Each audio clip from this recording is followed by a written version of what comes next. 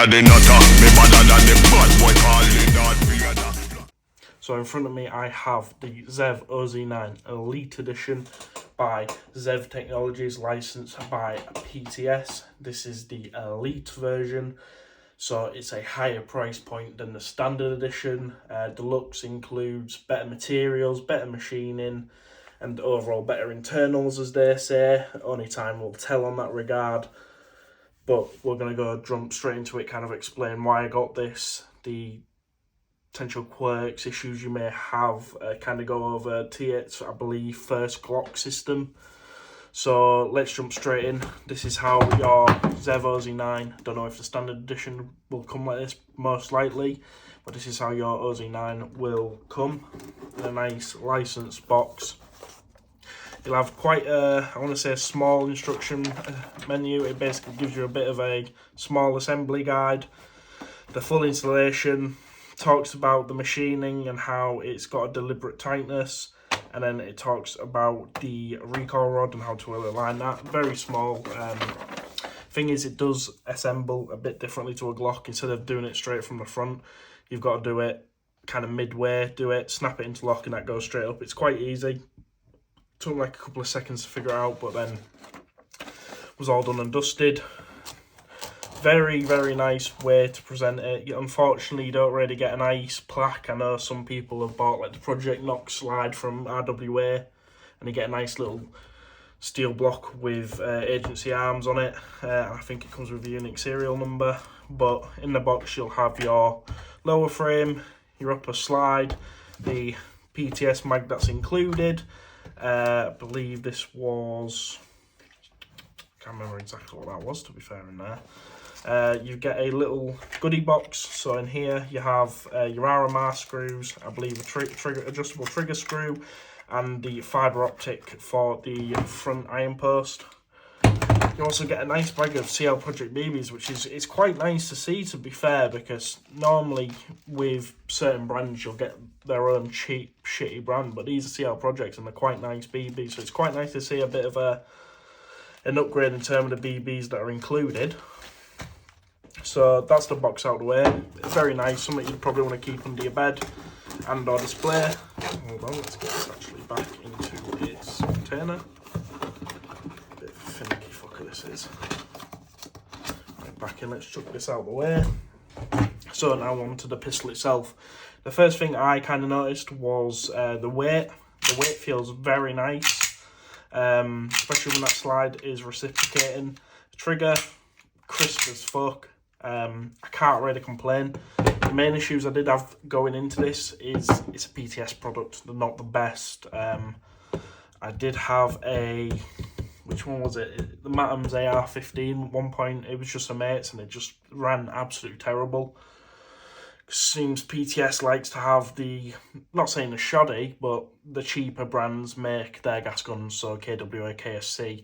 The KSC ones work quite well, but the KWAs, as we know, KWA don't have the best track record. Maybe they're MP7, but this one originally was meant to be built out by Guns Modify. I don't know the reason why they changed to T8/SP systems.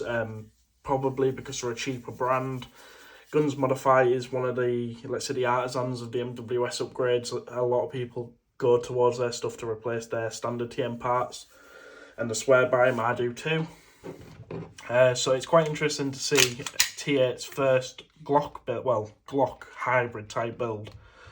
So I think what sets this apart from the standard edition is it's a 6061 slide, and I want to say it's a 6061 lower frame, because basically this grip module comes off and it actually shows a metal in a frame, I believe. I'm not really done a lot of information, I haven't really taken this apart, but first things you can, like I said, you can kind of notice is the weight. It does feel very nice in the hand. I have held a couple of TM Glocks and I've held a lot of Umrex Glocks. I think I've only ever really touched Glocks. I think the first pistol I had was the TM XDM from Springfield Armourers. That ran like an absolute powerhouse, but plastic slides and heavier gas sometimes damaged the slide lock. So it's quite nice to see how T8 have done theirs. It seems to be a lot sturdier. as you can see, just looking at it, it looks like there's barely any wear, and I think with it being an aluminium slide, it's going to have a lot more sturdiness and rigidity to it, and probably a lot longer lasting. PTS includes, I think it's they called it the SAM mag, something like that, DAM. Can't remember exactly what it's called. It comes with their rubberized shock plate. That shit does like to come off randomly. Don't know why. Don't know if it's qualities. All I've really done is shoot this and insert a mag, and it does have a decent bit of wear starting to go up on it. But so far, the mag doesn't seem that bad. I will pull it face to face because this thing is compatible with TM Glock 17 Gen 4 mags, so I'll pull it head to head with that. Maybe see if the Gen 5 mags work with it.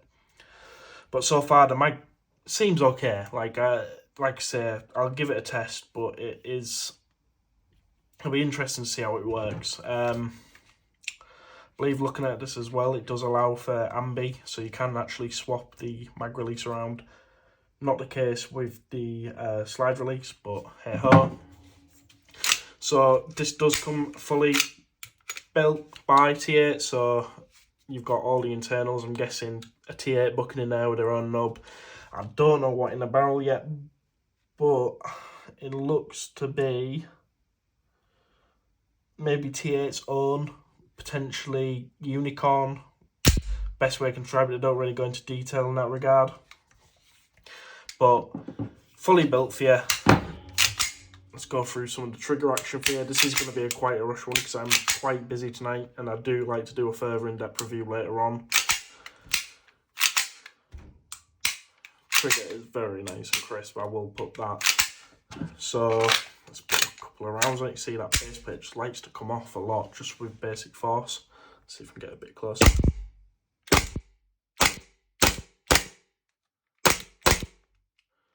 Slide lock.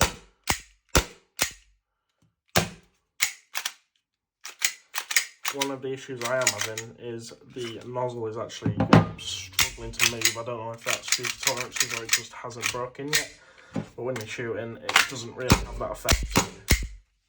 Chrono is about 1 joule, so standard TM output. I am using PSI 150 gas.